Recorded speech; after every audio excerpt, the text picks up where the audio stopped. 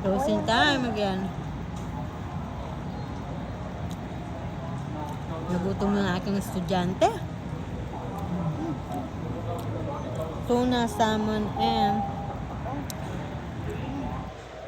mangan. Kay ate cucumber.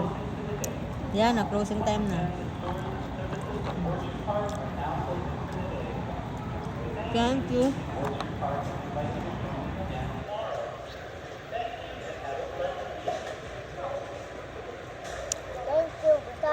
Thank you, busog. Nagutom yung estudyante ko. First day niya ng music lesson ngayon. Natin.